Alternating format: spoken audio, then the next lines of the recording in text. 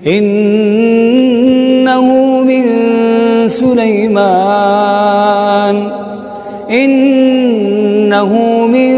Sulaiman wa innahu bismillahirrahmanirrahim. Assalamualaikum warahmatullahi wabarakatuh. Di mana malam ini kita akan membahas tentang sejarah tentang Raja Talut dan juga Raja Jalut dan munculnya seorang nabi yang sangat mulia,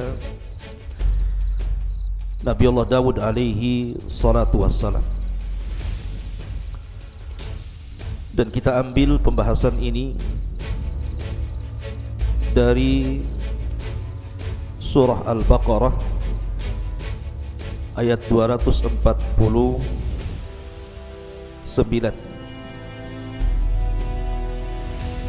Ma'asyiral muslimin yang dimuliakan Allah Subhanahu wa taala,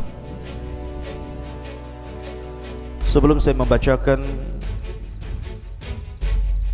surah Al-Baqarah ayat 248,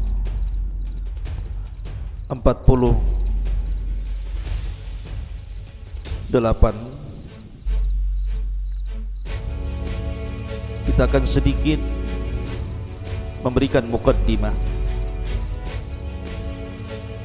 tentang kisah yang kemarin sudah saya jelaskan, kisah Bani Israel yang dipimpin oleh Yusha ibn Nun setelah wafatnya Nabi Musa alaihi salatu wassalam. Siapakah Bani Israel? Bani Israel, jadi Israel itu nama lain daripada Nabi Allah Ya'qub alaihi salatu wassalam. Jadi seluruh keturunan Nabi Allah Ya'qub alaihi salatu wassalam disebut Bani Israel. Dan ketika Ya'qub alaihi salatu wassalam dianugerahkan oleh Allah Subhanahu wa ta'ala banyak keturunan, sampai 12. Satu di antara 12 wanita seorang, satu di antara 12 keturunan itu adalah seorang wanita namanya Daina. Dan dari 12 putra Yakub itu tidak semua satu ibu dan satu bapa. Karena Nabi Allah Yusuf alaihi salatu wassalam dan juga Binyamin itu dari ibu yang lain, dari istri Nabi Yakub alaihi salatu wassalam. Adapun Yahuda, Lawa dan yang lainnya itu hanya saudara sebapa dengan Nabi Yusuf dan Binyamin, bukan satu ibu.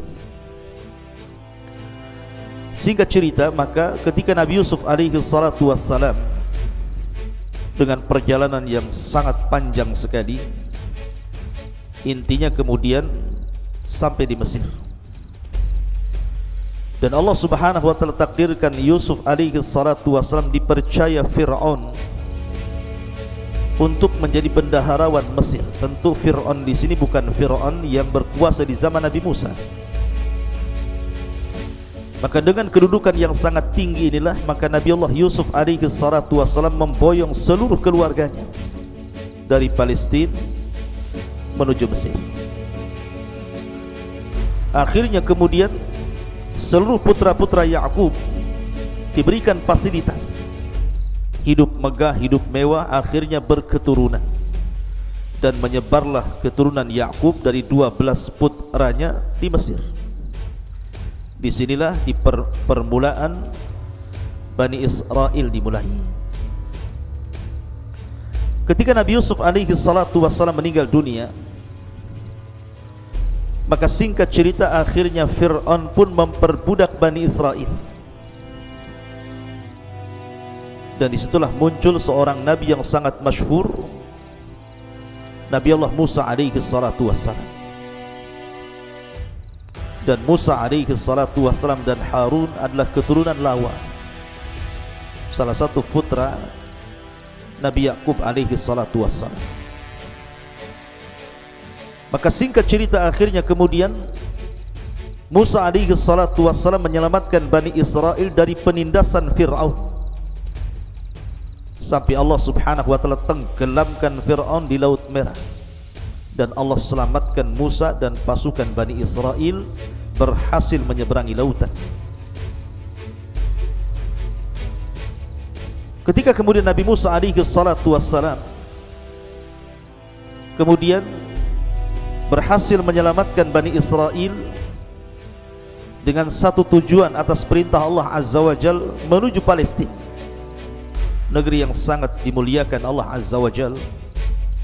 Banyak peristiwa yang terjadi selama perjalanan itu. Akhirnya kemudian ketika Nabi Musa alaihi salatu wassalam hendak memasuki Palestina, akan tapi Palestina itu memang dikuasai oleh orang-orang Amalikoh. Ada yang mengatakan Amalikoh itu penduduk asli Mesir yang menguasai Palestina kala itu, wallahu a'lam. Atau juga yang mengatakan Farain. Musa alaihi salatu wassalam mengajak Bani Israel untuk berjihad melawan mereka. Akan tapi kemudian Bani Israel tidak mau diajak perang, bahkan mengejek nabinya dan mengatakan, idhab anta wa rabbuka faqatila, pergilah kau Musa dan Rabbmu berperang berdua sana, biar kami duduk di sini. Dan ini su'ul adab, buruknya akhlak Bani Israel terhadap Nabi Musa yang sudah menyelamatkan mereka, yang sudah ditampakkan berbagai macam mukjizat kepada mereka. Tapi begitulah Bani Israel dari zaman ke zaman. Akhirnya kemudian karena mereka tidak mau berjihad, Allah subhanahu wa ta'ala turunkan bala kepada mereka. Apa balanya?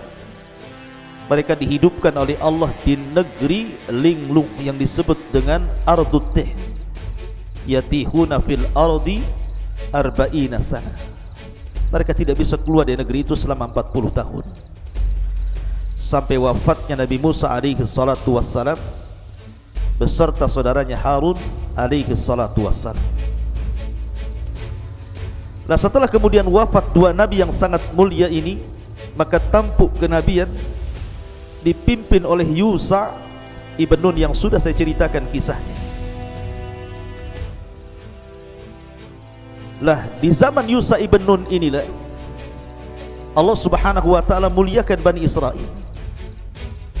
Kemenangan demi kemenangan dalam peperangan, melebarkan kekuasaan, sehingga Bani Israel betul-betul di atas kehidupan yang sangat layak. Rizki Allah terbentang kepada mereka. Mereka hidup tenang, hidup nyaman, hidup enak di zaman Nabi Yusha alaihi salatu wassalam. Tentu bukan karena prasangka orang-orang Yahudi hari ini dan mengatakan bahwa kenapa mereka kemudian diberikan kesenangan karena mereka mengklaim bahwa mereka adalah sya'bullah, manusia pilihan Allah. Bukan. Siapa bilang anda manusia pilihan Allah? Hai orang-orang Yahudi, anda bukan manusia pilihan Allah. Ketika Allah subhanahu wa ta'ala memberikan kemenangan di zaman Nabi Yusha, karena mereka memang kembali kepada Allah. In tansurullaha yansurukum, kalau kalian menolong agama Allah, Allah akan tolong kalian. Itu sudah kauni namanya, takdir kauni. Kalau seseorang lebih mendekat kepada Allah, menolong agama Allah, menjalankan perintah Allah, menjauhi larangan-larangan Allah subhanahu wa ta'ala, Allah akan turunkan berkah kepada mereka. Walau anna ahlal qura amanu wattaqau lafatahna alaihim barakatim minas sama'i wal ardh. Kalau penduduk negeri itu beriman dan bertakwa, maka pasti Allah subhanahu wa ta'ala akan berkahi. Bukan karena orang pilihan Allah, memang itu sudah takdir kauni seperti itu.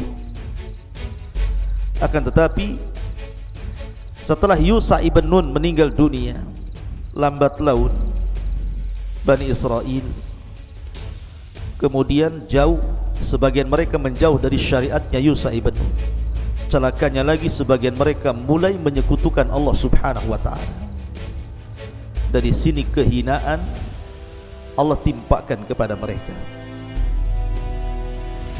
Ma'asyiral muslimin yang dimuliakan Allah Azza wa Jalla, secara singkat, setelah meninggalnya Yusha ibn Nun, Bani Israel itu melewati beberapa fase. Ada namanya fase Al-Qudah. Yang kedua ada namanya fase Ahdul Muluk Al-Awwal. Ada yang namanya Ahdul Muluk Al-Thani. Kemudian baru fatrah, sebuah waktu setelah hancurnya Al-Quds. Adapun Ahdul Qudot, fase Qudot, artinya Bani Israel dipimpin oleh Qudot, para hakim. Maksudnya di sini oleh para nabi. Karena Bani Israel awalnya mereka dipimpin oleh para nabi sebagai hakim mereka. Kalau ada apapun maka mereka akan diskusi dengan para nabi. Walaupun kenyataannya banyak mereka mendustakan para nabi, bahkan sebagiannya membunuh para nabi. Fariqan kadzabtum wa fariqan taqtulun. Sebagian mereka mendustakan para nabi, bahkan sebagian mereka membunuh para nabi. Naudzubillah. Baru setelah kemudian fase hakim-hakim dari kalangan para nabi ini, barulah kemudian ada namanya fase Ahdul Mulukil Awal, fase kerajaan yang dipimpin raja pertama di dalam sejarah Bani Israel. Dan raja yang pertama nanti yang akan saya kisahkan pada malam hari ini adalah Raja Talut. Tentu pilihan seorang nabi namanya Samuel. Siapa Samuel nanti kita jelaskan. Kemudian setelah Talut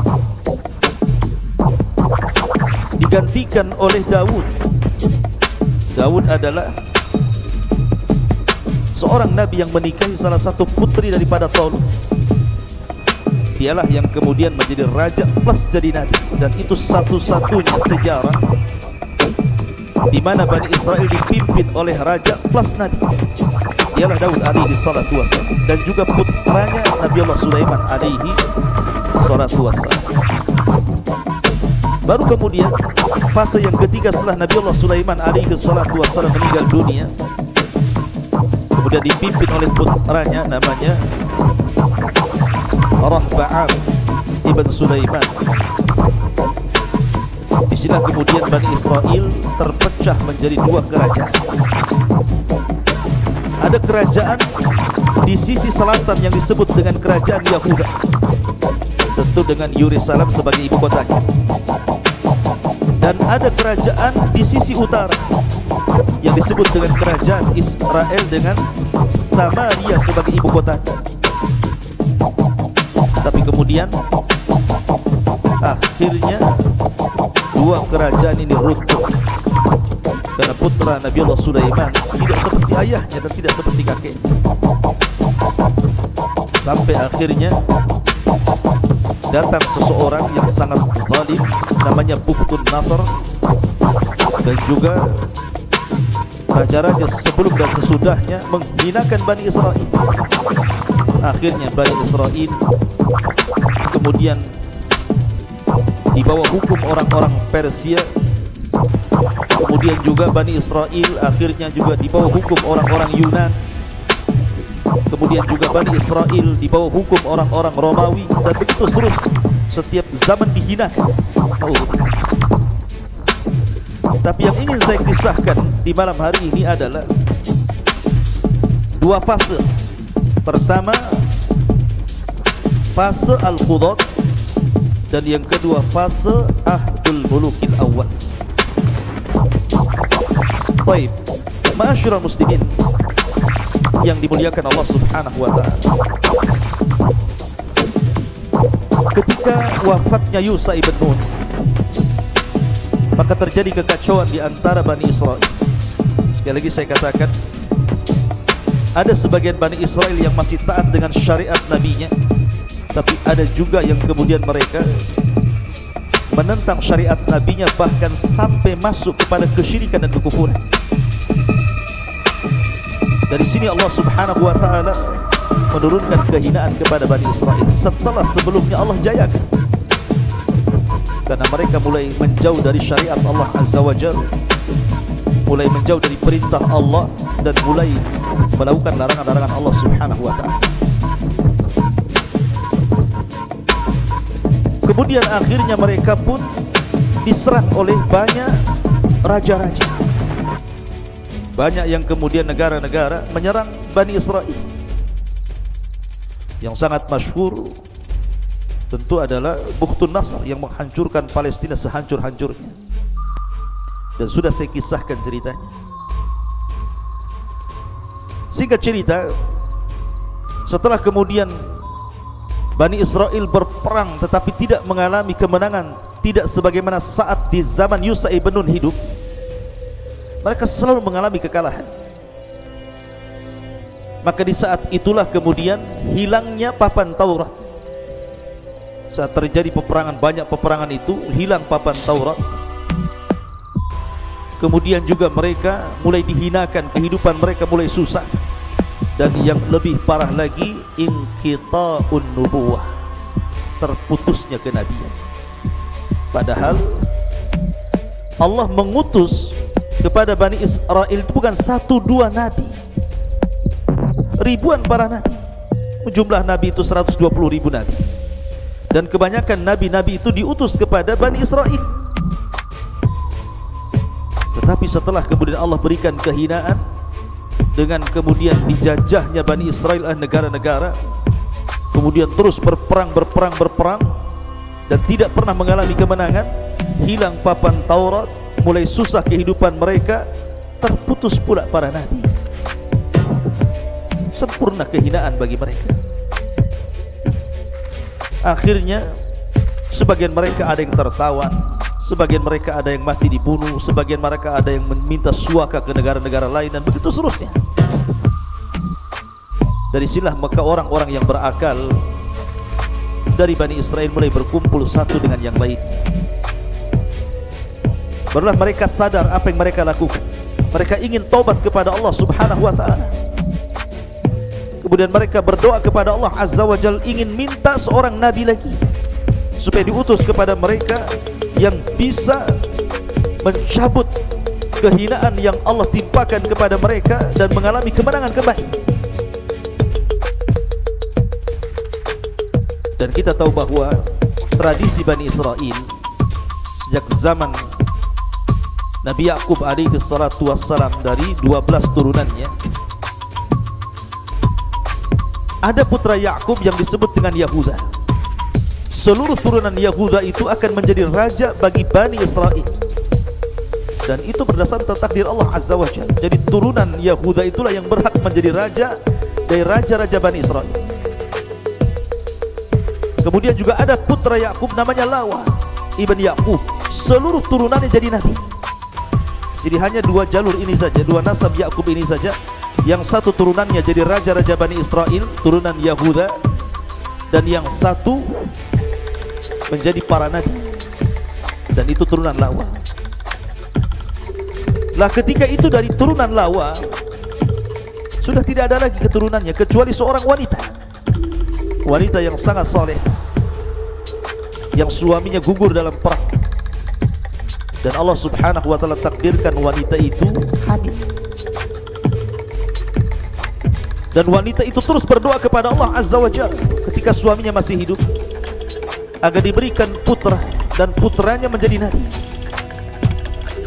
Maka ketika kemudian Bani Israel mengetahui bahwa wanita itu adalah turunan Lawa dan dia sedang hamil, maka dijaganya wanita ini sampai betul-betul melahirkan.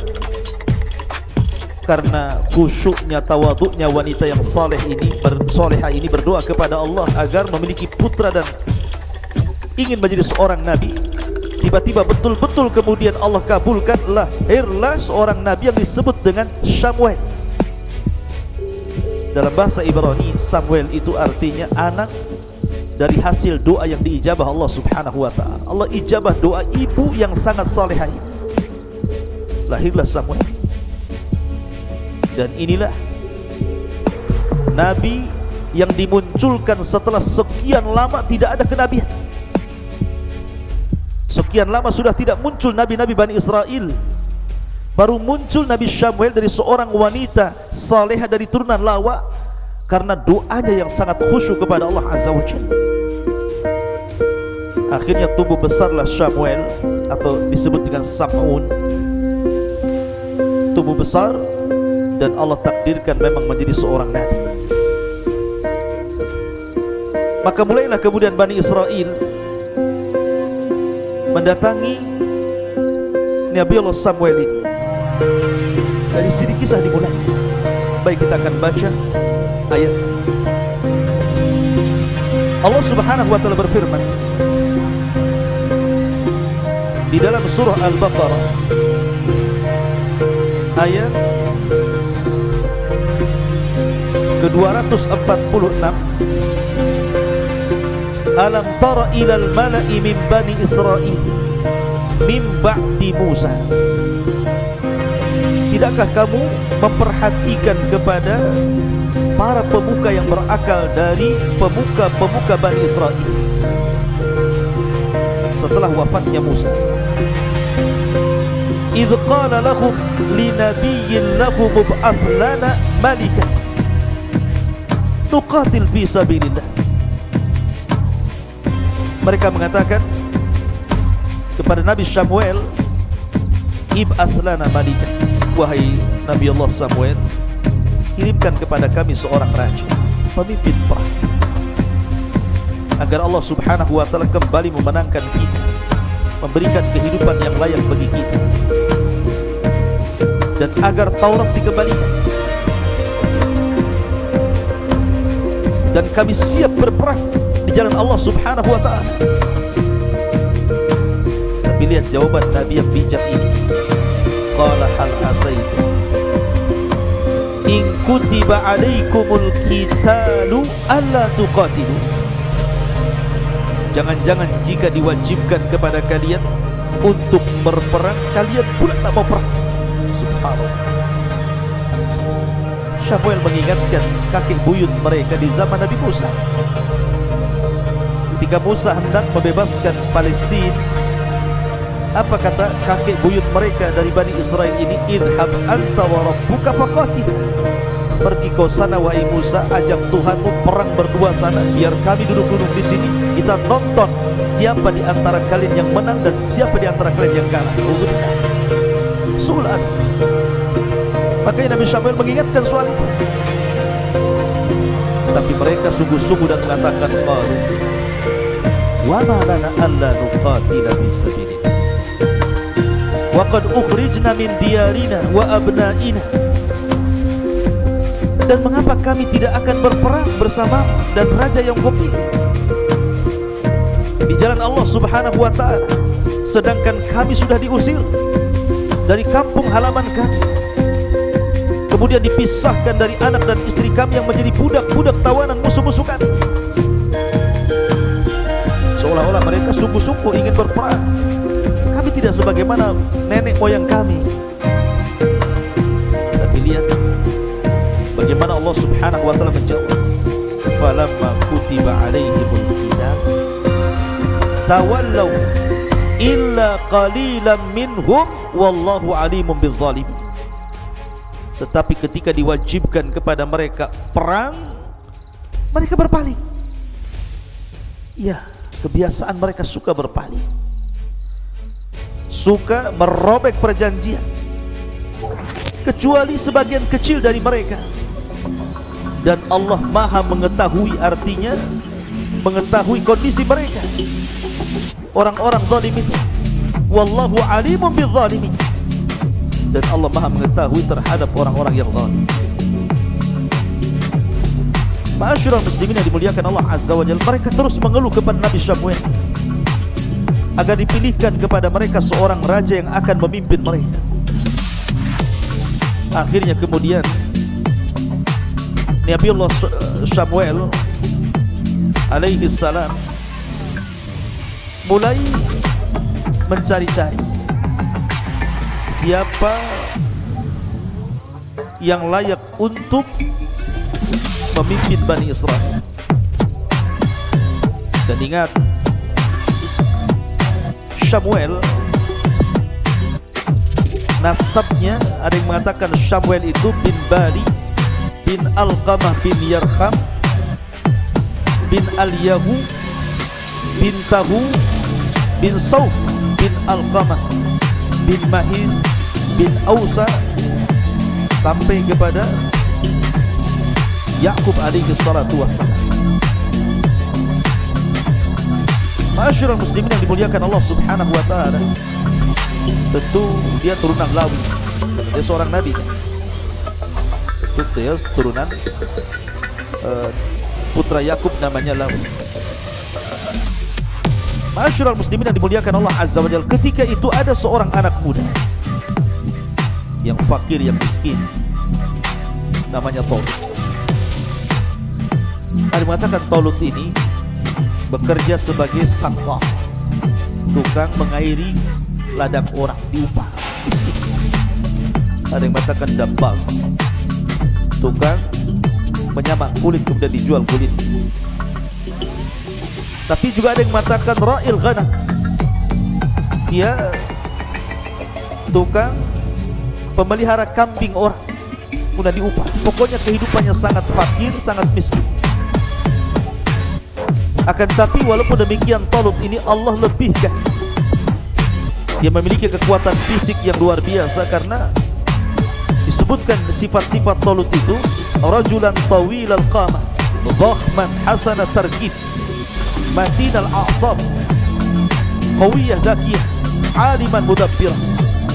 Jadi seorang laki-laki yang tinggi besar, memiliki badan kekar, otot-otot yang sangat kuat, orangnya cerdas, orangnya berilmu dan pandai menata, memiliki kecerdasan yang luar biasa.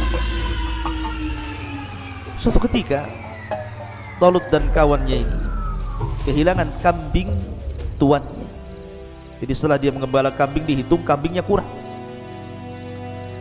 rupanya hilang. Karena dia takut dengan tuannya, karena ini amanah, dia bekerja masalahnya. Dia mencari-cari sampai ke perbatasan kota. Lah kata kawannya, kita sudah terlampau jauh meninggalkan tempat gembala kambing kita, dan kita sudah mendekati kota ini. Lah kawannya ini kenal dengan Nabi Allah Samuel, dan dia mengatakan, sungguh kita ini sudah dekat dengan kota dan sudah dekat dengan rumahnya seorang Nabi Bani Israel, Syamuel. Bagaimana kalau seandainya kita mampir di rumah, kita minta nasihat, ujangan seorang Nabi sebelum kita pulang. Maka Talut pun mau diantar ke rumahnya.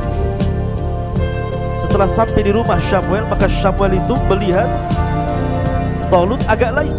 Setelah kemudian memberikan nasihat, kemudian terjadi dialog antara Talut dan Syamuel, Nabi Allah Syamuel. Rupanya Syamuel melihat ada sisi yang positif dari Talut ini, ada sisi kebaikan, ada sisi kecerdasan. Kemudian Samuel pun mengatakan, kenapa kau sampai di tempat ini? Kemudian diceritakanlah dia kehilangan kambing peliharaan. Kata Samuel, sesungguhnya kambing itu akan kembali ke tempat yang engkau menggembala di sini. Dia sedang menuju sana, pulang sana. Tetapi ada sesuatu hal yang sangat besar yang akan terjadi kepadamu. Engkau akan memimpin Bani Israel. Kagetlah Talut ini, siapa saya? Tiba-tiba kemudian seorang Nabi mengatakan seperti itu, tapi tidak ditanggapi. Talut pun pulang. Dari sinilah maka Allah Subhanahu wa taala katakan, wa qala lahum nabiyyuhum innallaha qad ba'atha lakum Taluta malika. Dan berkata kepada mereka nabi mereka Syamuel,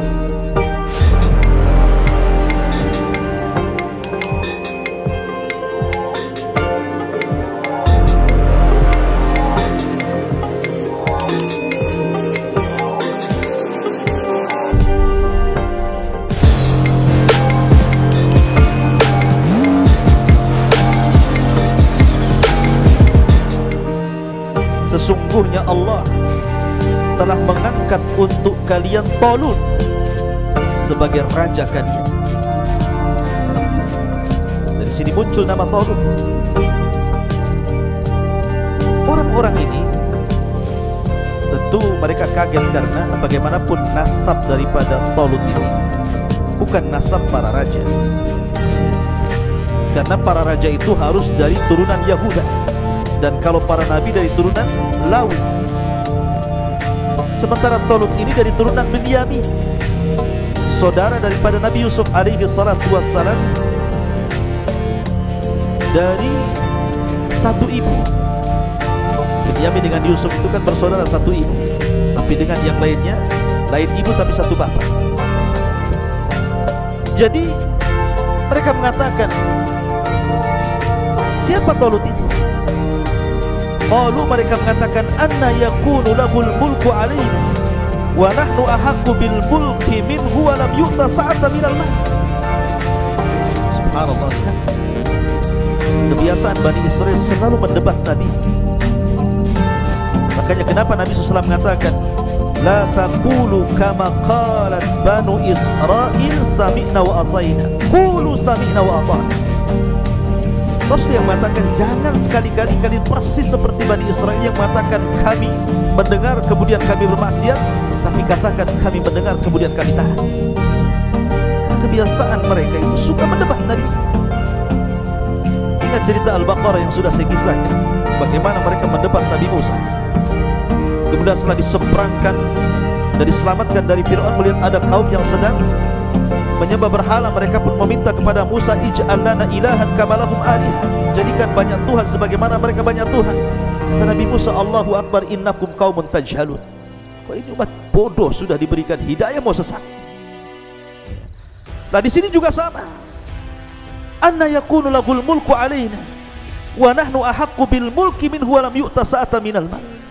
Mereka mengatakan, bagaimana mungkin Talut memperoleh kerajaan atas kami, sedangkan kami lebih berhak dengan kerajaan itu daripada si Talut, dan dia tidak diberikan kelapangan dan harta kekayaan yang banyak. Macam mana dia akan memerintahkan? Lihat bagaimana jawaban Nabi Syamuel. Seolah-olah Nabi Syamuel ingin mengatakan, kenapa aku pilihkan Talut kepada kalian? Karena Talut itu dilebihkan 3 perkara yang kalian tidak punya. Yang pertama, qala innallaha astafahu alaikum, sungguh Allah telah memilih menjadi raja untuk kalian. Sebenarnya satu perkara saja sudah cukup, Allah yang pilih. Kalau Allah yang pilih, selesai. Beda kalau kita yang pilih, belum tentu selesai. Tapi kalau Allah sudah pilihkan seseorang, pasti orang ini bukan orang kaleng-kaleng. Memang Allah persiapkan dia untuk menjadi pemimpin. Ditambah-tambah yang kedua, Allah Subhanahu wa ta'ala katakan, wa zadahu bastah, dan diberikan kelebihan kekuatan fisik yang luar biasa. Bastah itu kelebihan yang banyak pada 2 perkara. Pertama, fil ilmi, dia punya ilmu, kalian tidak punya. Dia memiliki kecerdasan, kalian tidak punya. Dan yang ketiga, bastatan fil jismi, dan dia juga orang yang fisiknya kuat. Jadi selain orang pilihan, satu, yang kedua Allah cerdaskan, 2, yang ketiga jasadnya, fisiknya memang kuat. Tolong. Makanya wajar Allah pilihkan untuk kalian. Kemudian Allah Subhanahu wa ta'ala berfirman, wallahu yu'ti mulkahu man yasha wallahu wasi'un alim. Dan Allah memberikan kerajaannya kepada siapa yang dikehendaki. Bukan kalian berkehendak, Allah yang berkehendak. Karena kalau Allah yang berkehendak, kun fayakun. Tapi kalian berkehendak belum tentu kun fayakun. Kun Allah mengatakan, dan Allah maha luas keutamaannya. Allah berikan keutamaan siapa yang dikehendaki. Dan alimun, maha mengetahui tentang siapa Talut dan kondisi dia. Ma'asyiral muslimin yang dimuliakan Allah Subhanahu wa ta'ala.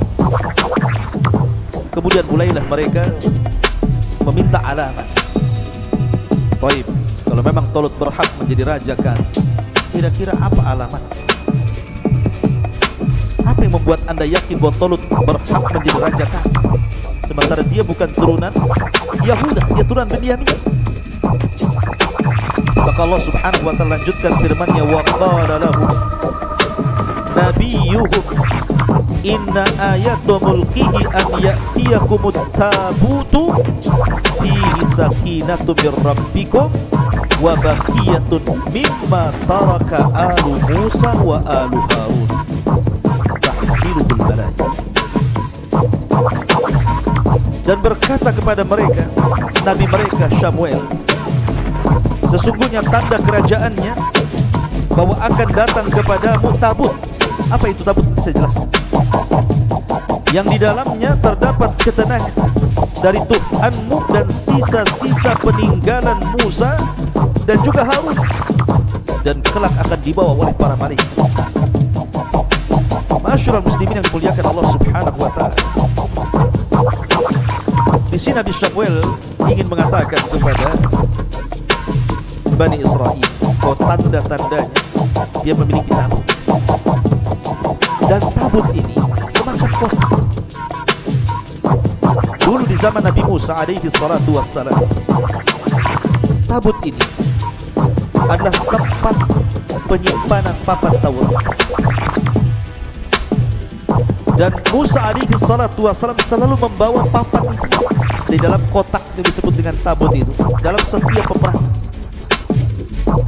Dan tabut itu adalah semacam benda yang diberkahi Allah subhanahu wa ta'ala. Sama di zaman sekarang kan ada benda-benda yang diberkahi, seperti Ka'bah diberkahi, air Zam-Zam diberkahi, ada waktu-waktu yang diberkahi. Maka tabut itu salah satu barang yang diberkahi karena isinya adalah papan Taurat. Dan Musa selalu membawa saat perang, karena papan itu yang dalam tabut itu membawa ketenangan dan membawa kemenangan. Makanya kemudian Nabi Samuel meyakinkan kepada mereka bahwa Talut itu pantas menjadi raja kalian karena dia memiliki tabut yang akan dibawa malaikat dan akan diserahkan kepadanya. Akhirnya kemudian, singkat cerita,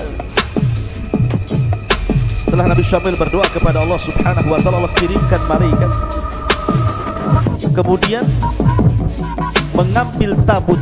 Sebenarnya di mana tabut ini?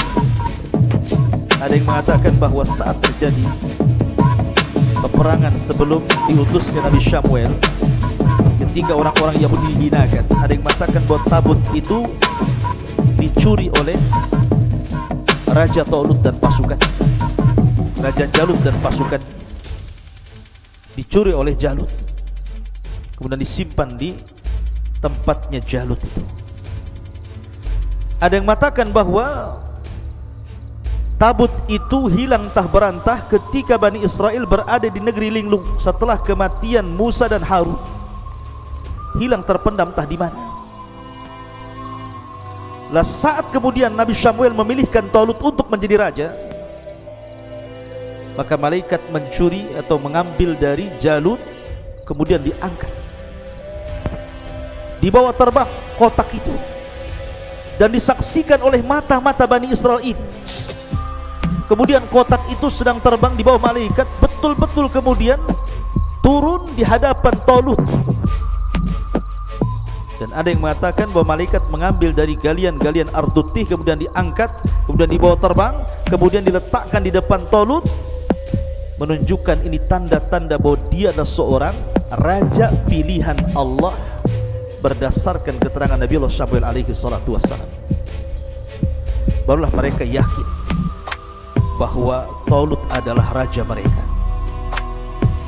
Karena dengan adanya tabut, yang isi tabut disebutkan dalam Al-Quran di sini adalah fihi sakinatun. Tabut itu membawa sakinah, ketenangan. Ada yang mengatakan sakinah di sini adalah rihun, sebuah angin yang menghembus badan-badan pasukan Bani Israel, kemudian membawa ketenangan. Maksudnya tiba-tiba keberaniannya lebih, tidak memiliki rasa takut, dan punya optimis kemenangan. Ada yang mengatakan bahwa sakinah di sinilah ruh minallah tukallimuhum, ada ruh dari Allah Subhanahu wa taala, malaikat utusan Allah, kemudian mengajak mereka bicara, menjanjikan kemenangan kepada mereka sehingga mereka tenang. Ada yang mengatakan bahwa ketenangan di sini adalah rahmat yang Allah turunkan dan juga waqar, ketenangan yang Allah anugerahkan kepada mereka. Adapun di dalam kotak itu, di masa Nabi Musa kan cuma papan Taurat saja, karena Musa sudah meninggal. Maka dalam kotak itu bukan hanya papan Taurat, tetapi tongkatnya Nabi Musa juga ada di situ. Tapi tongkat itu tentu tidak berfungsi lagi, karena itu mukjizat khusus Nabi Musa, tidak bisa dipakai oleh Bani Israel. Kemudian bekas-bekas pakaian Nabi Musa juga ada di situ, dan juga bekas-bekas pakaian Harun. Kemudian beberapa peninggalan Musa dan Harun ada di kotak itu, dalam tabut itu. Makanya kotak itu disucikan oleh mereka dan dianggap berkah. Kalau orang perang bawa kotak itu pasti menang, seolah-olah seperti itu. Setelah kemudian mereka yakin mereka mampu mengalahkan Jalut, ma'asyiral muslimin yang dimuliakan, dengan adanya Talut, maka mereka pun mulai berani. Allah mengatakan, inna fi dzalika la ayatan lakum in kuntum mu'minin. Sesungguhnya pada yang demikian itu benar-benar terdapat tanda kebesaran Allah bagi kalian jika kamu orang-orang yang beriman. Akhirnya setelah kemudian pasukan disiapkan, Talut mempersiapkan pasukan pilihan. Maka Talut pun berangkat membawa pasukan Bani Israel untuk melawan Jalut. Lah ketika itu ada yang mengatakan dalam riwayat, tentu riwayat Israiliyat, bahwa jumlah pasukan yang dibawa oleh Raja Talut ini, dan ini raja pertama di Bani Israel, karena ini masuk pada Ahdul Mulukil Awal, fase kerajaan pertama, sudah tidak dipimpin oleh nabi-nabi lagi.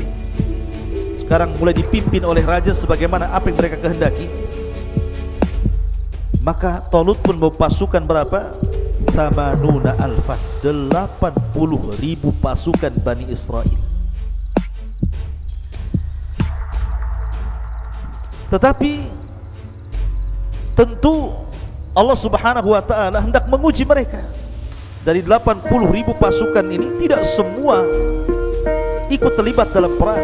Mereka harus melalui ujian-ujian. Siapa yang pantas menjadi pasukan Talut dan siapa yang tidak pantas. Makanya Allah mengatakan, falamma fasala Taluta bil junud qala innallaha mubtaliikum binahar. Maka ketika Talut membawa bala tentaranya yang 80.000 itu, dia mulai menguji. Itu atas perintah Allah.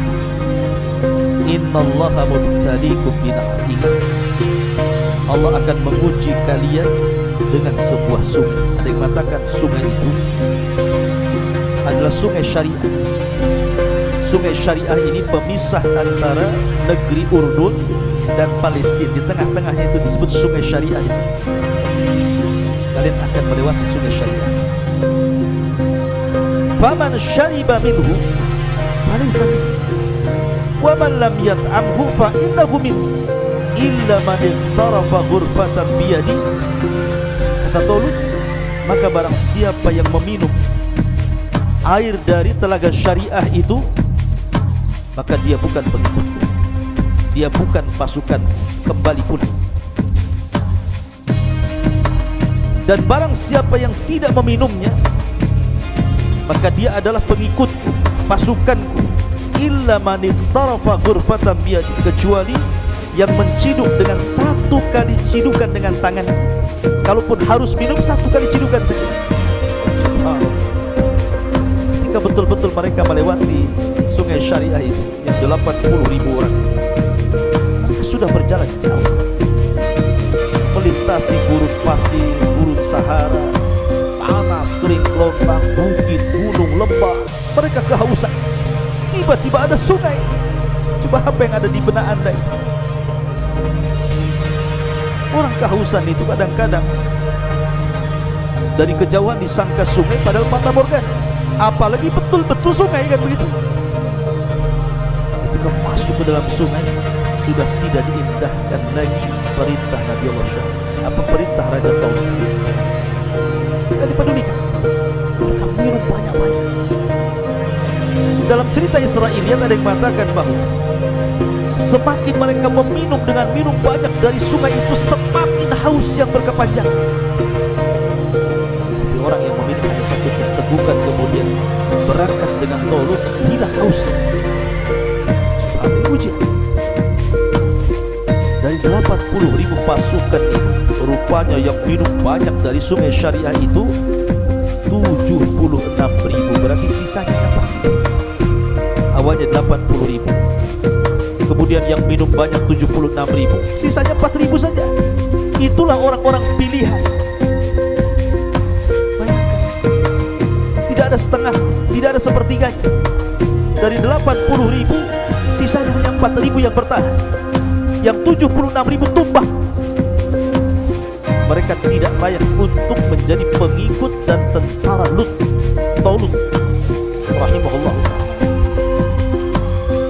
Maka Taulut pun hanya membawa 4.000 pasukan. Maka Allah Subhanahu wa ta'ala kemudian memberikan ujian yang kedua. Falamma jawazahu huwa walladina amanu ma'ah. Ketika dia Taulut menyeberangi sungai itu dan orang-orang yang beriman yang bersamanya, qalu, mereka berkata, la taqata lana al-yawma bi jaluti wa junudi. Nampaknya kami tidak kuat lagi pada hari ini wahai Taulut melawan tentara Jalut yang sangat kuat. Subhanallah, ini 4.000 pasukan nih, padahal sudah pilihan nih.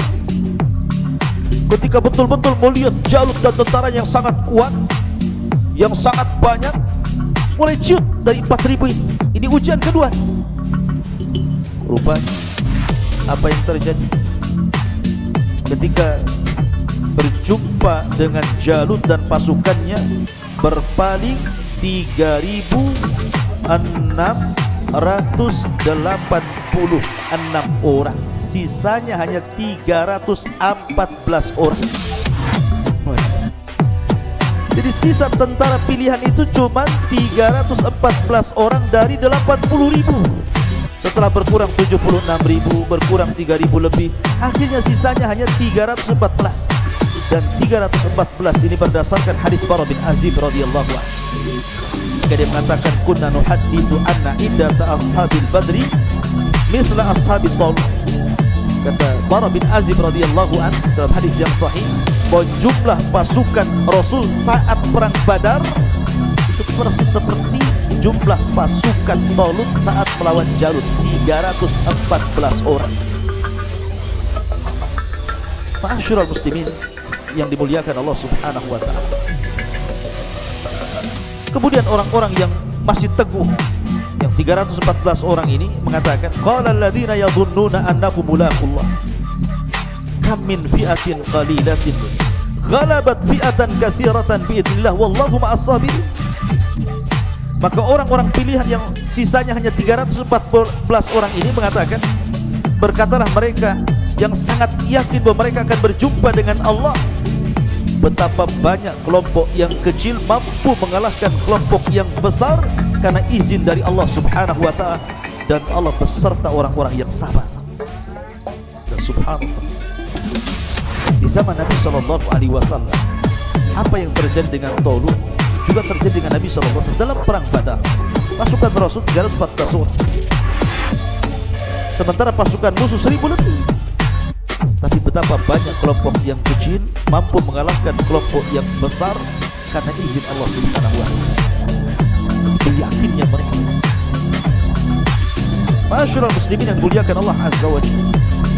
Sudah Allah mengatakan, walamma barazu li Jalut wa junudi qalu rabbana afrigh alaina sabran wa tsabbit aqdamana wansurna 'alal qaumil kafir. Dan ketika mereka maju melawan Jalut dan tentaranya yang sangat kokoh dan kuat itu, orang-orang yang tersisa hanya 314 orang pilihan ini mengatakan, berdoa kepada Allah, Rabbana afriq alaina sabra, ya Allah limpahkan kepada kami kesabaran. Minta sabar. Pasukan banyak, kalau tidak sabar berpaling mereka. Wa tsabbit aqdamana, kokohkan langkah-langkah kami, jangan berpaling. Wansurna 'alal qaumil kafirin, dan berilah pertolongan kepada kami untuk menghadapi orang-orang kafir. Ma'asyiral muslimin yang dimuliakan Allah Azza wa Jalla, dari 314 orang ini ketika berhadap-hadapan, kita tahu bahwa perang dulu berbeda dengan perang sekarang. Karena perang dulu itu ada istilah mubarazah. Mubarazah itu adu tanding. Mana jagoanmu, di jagoan saya. Rupanya dari pihak Jalut itu, Jalut sendiri yang maju. Jalut sendiri yang maju, kemudian menantang-nantang jagoan dari pihak Talut. Ma'asyiral muslimin yang dimuliakan Allah Azza wa Jalla, tiba-tiba kemudian satu pasukan pun tidak berani melawan Jalut. Dan Talut sudah perintahkan, maju satu di antara kalian lawan Jalut. Tidak bergeming. Akhirnya kemudian Talut bingung, kenapa dari 314 orang tidak ada yang mau melayani Jalut. Mulai ketakutan, diuji lagi oleh Allah Azza wa Jalla. Sampai akhirnya Talut menjanjikan sesuatu. Kalau di antara kalian ada yang bisa membunuh Jalut, kunikahkan dia dengan putri, dan dia berhak mendapatkan kerajaan sepeninggal. Dua keistimewaan, menikahi putri Talut dan mewarisi tahta kerajaan. Tapi tidak ada yang mau. Mereka tahu risikonya. Walaupun ini hadiah besar, kalau harus mati konyol buat apa? Gak jadi nikah, gak jadi raja kan gitu. Tapi Allah takdirkan, dari 314 orang ini ada anak yang paling muda, yang paling kecil di antara mereka, baik perawakannya atau usianya. Disinilah muncul nama Daud alaihi salatu wassalam. Ma'asyiral muslimin yang dimuliakan Allah Azza wa Jalla, sebenarnya dalam kisah yang lain, Nabi Daud ini sudah diprediksi oleh Samuel ketika dia berdialog dengan Raja Talut dan mengatakan, wahai Talut, sesungguhnya dalam pasukanmu itu akan ada seseorang yang akan membunuh Jalut. Kata Raja Talut, bagaimana caranya? Kemudian dia mengeluarkan baju besi. Pakaikan baju besi ini kepada salah satu pasukan. Siapa yang cocok dengan baju besi ini, maka dia yang akan membunuh Jalut. Semua tentara mencoba baju besi itu. Tapi Talut tidak bicara soal kemenangan, soal pembunuhan Jalut, hanya pakailah baju besi ini. Dipakai pada satu tentara, tidak cocok. Dipakai lagi tidak cocok, dipakai lagi cocok. Terakhir rupanya cocok kepada badannya Nabi Daud alaihi salatu wassalam. Dengan sebab itulah Daud membunuh Jalut. Ada yang mengatakan bahwa tatkala kemudian Daud alaihi salatu wassalam ini hendak berperang, karena Daud ini kan memiliki orang tua, seorang pejuang juga di masa sebelum, dan memiliki 6 putra. Yang paling kecil Daud alaihi salatu wassalam, lain nanti kisahnya ada sendiri. Nah, ketika Nabi Daud alaihi salatu wassalam hendak terlibat mendaftarkan diri menjadi pejuang dan diterima, dia pun bingung harus menggunakan senjata apa. Maka di berjalan-jalan, tiba-tiba di tengah perjalanan ada suara. Rupanya suara itu datang dari batu. Kemudian batu ini mengatakan, ya Daud, bawalah aku. Bawalah aku, akulah yang akan membunuh Jalut, katanya. Dan tidak heran kalau batu ini bisa bicara, karena di zaman Nabi Musa alaihi salatu wassalam saja, ketika Nabi Musa alaihi salatu wassalam diuji oleh Allah Azza wa Jalla dan diuji oleh Bani Israel karena tidak mau mandi bareng dengan Bani Israel, sehingga Bani Israel kemudian menuduh Musa itu punya penyakit kulit. Padahal Musa tidak memiliki penyakit itu, bahkan badannya paling indah di antara seluruh badan-badan Bani Israel. tapi terus mereka mengejek Nabi Musa. Jadi ketika Nabi Musa mandi, pakai letakkan di batu, batu itu jalan. Dikejar-kejar Nabi Musa, dan auratnya nampak kala itu. Rupanya batu itu terus berjalan melintasi Bani Israel yang sedang mandi. Barulah mereka melihat jasadnya, fisiknya Nabi Musa. Rupanya mereka sadar bahwa itulah fisiknya Nabi Musa, tidak ada yang lebih indah dibandingkan ini.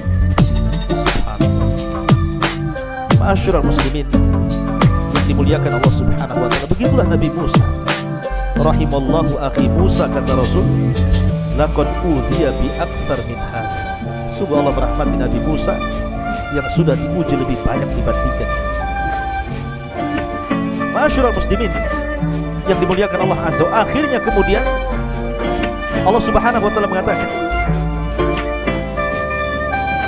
fahazamuhum biidznillah wa qatala Dawud Jalut wa atahu Allahul mulka wal hikmah wa 'allamahu mimma yasha. Maka mereka pun mampu mengalahkan Jalut. Pasukan Talut mampu mengalahkan Jalut dengan izin Allah. Semua kemenangan atas izin Allah. Dan Daud, dari sini muncul nama Daud. Dan Daud membunuh Jalut. Kemudian Allah memberinya kerajaan dan hikmah, dan mengajarinya dari apa yang ia kehendaki. Jadi ketika kemudian Talut meminta kepada pasukannya lawan Jalut, tidak ada yang berani. Rupanya Daud ini berani, maju ke depan hanya dengan bokat tepat dan batu yang di tangannya. Ketika Jalut mengatakan abrizu ilayya man yuqatilun, tampakkan kepadaku siapa yang akan adu tanding denganku. Kata Jalut, fa in qatalani falakum mulki wa in qataltuhu falyamulkukum. Kalau orang itu bisa membunuhku, ku serahkan kerajaanku kepadanya. Tapi kalau aku yang membunuh dia, serahkan kerajaan kalian kepadaku. Datang Daud alaihi salatu wassalam. Kemudian kata Jalut kepada Daud, setelah mendengar sesumbar terus, tiba-tiba kemudian Jalut mengatakan, anta tuqatiluni, hei, kau anak kecil yang akan membunuhku, yang akan gelut denganku. Kemudian dia mengatakan, na'am, saya akan melawan. Kata Jalut, wailaka ma kharasta illa kama takhruju ilal kalbi bil miqlah wal hijab. Apa kamu ini? Kamu hanya bawa ketepel, kau hendak membunuhku. Itu sama kau hendak keluar mencari anjing dan kau melemparnya. Demi Allah, la ukassiranna lahmaka, aku akan potong-potong dagingmu. Wala ut'imannahu al-yawma at-tayra was-siba, dan aku akan berikan potongan-potongan tubuhmu biar dimakan burung-burung dan binatang buas. Subhanallah. Ma'asyiral muslimin yang dimuliakan Allah Azza wa Jalla, Daud tenang, dia mengatakan, anta tuqatiluni bal anta adu, bahkan engkau musuh Allah, syarrun minal kalbi, lebih buruk daripada anjing. Ini dah saling mengejek dan tidak mengapa dalam peperangan, sombong dalam peperangan tidak mengapa. Seperti Ali radhiyallahu mengatakan, ana alladhi sammatni ummi Haidarah, sayalah orang yang diberi gelar ibuku sebagai macan hutan. Kalaithi ghabatin karihin manzara, yang sangat menakutkan. Sombong dalam peperangan gak apa-apa untuk ngedonkan lawan, tapi sombong di luar peperangan tidak boleh. Sebagaimana tipu daya dalam peperangan boleh. Al-kardu haibun, al-harbu kaidun. Harb itu, peperangan itu tipu daya, boleh kita menipu, yang penting menang. Tapi di luar peperangan tidak boleh tipu-tipuan. Di sini saling mengejek. Akhirnya kemudian Daud alaihi salatu wassalam hanya mengambil ketepel, kemudian langsung ditujukan ke kepala Jalut. Subhanallah, terkena di antara dua matanya, tembus ke dalam otaknya, langsung tumbang kemudian mati. Allah takdirkan. Maka ketika Jalut kemudian tumbang, barulah kemudian yang lain mengepung Jalut. Nabi Daud alaihissalam langsung memenggal kepalanya, kemudian menyembunyikan kepalanya. Kemudian masing-masing prajurit datang kepada Talut, saya membunuhnya. Ini buktinya tangannya, ini buktinya kakinya, ini buktinya badannya, macam-macam. Tapi Talut tahu siapa yang bisa mendatangkan kepalanya, maka dialah yang membunuhnya. Rupanya datang Daud, nenteng kepala Jalut. Dan ingat bahwa ketika dalam peperangan di tempo dulu itu, kalau sudah pemimpinnya mati, maka pasukan akan kehilangan pemimpin, akan dihilangkan perasaan keberaniannya. Maka dengan sebentar saja ketika mereka sudah ciut karena pimpinan mereka sudah meninggal, maka diseranglah oleh 3.400 orang ini melawan entah berantah jumlahnya. Tetapi sekali lagi, berapa banyak kelompok yang kecil mampu mengalahkan kelompok yang besar dengan izin Allah Subhanahu wa ta'ala. Akhirnya Daud pun dinikahkan dengan salah satu putri daripada Talut, dan sepeninggal 2-3 tahun sepeninggal Talut, kemudian Nabi Daud alaihi salatu wassalam pun akhirnya diangkat menjadi raja kedua, raja plus nabi dari Bani Israel. Makanya Allah Subhanahu wa taala mengatakan, walaula daf'ullahi an-nasa ba'dahum bi ba'din la fasadatil ardu walakinallaha dzu fadlin 'alal alamin. Tilka ayatullah natluha 'alaika bil haqq wa innaka laminal mursalin. Dan kalau Allah tidak melindungi manusia, sebagian mereka dengan sebagian yang lainnya, niscaya rusaklah bumi ini. Tetapi Allah mempunyai karunia yang sangat luas, yang melimpah di seluruh alam. Dan Allah berikan karunia Daud sebagai sebab penyebab kematian Jalut. Itulah ayat-ayat Allah kami bacakan kepada wahai Muhammad dengan benar, dan sesungguhnya engkau wahai Muhammad adalah benar-benar termasuk di antara para rasul. Ma'asyiral muslimin yang dimuliakan Allah Azza wa Jalla, bagaimana kisah Nabi Daud alaihi salatu wassalam, dan bagaimanapun dengan kisah Nabi Allah Sulaiman putranya. Karena raja Bani Israel cuma 3. Talut dia raja saja, kemudian Daud raja plus nabi, kemudian Nabi Allah Sulaiman juga raja plus nabi. Setelah Nabi Allah Sulaiman, maka tidak ada lagi yang rangkap jabatan raja plus nabi, yang ada kekacauan dan kekacauan. Bagaimana kisahnya? InsyaAllah kita akan kisahkan dengan kesempatan. Mudah-mudahan ada manfaatnya. Subhanallah bihamdika, asyhadu an la ilaha illa anta astaghfiruka wa atubu ilaik. Allahu ta'ala alam. Assalamualaikum warahmatullahi wabarakatuh.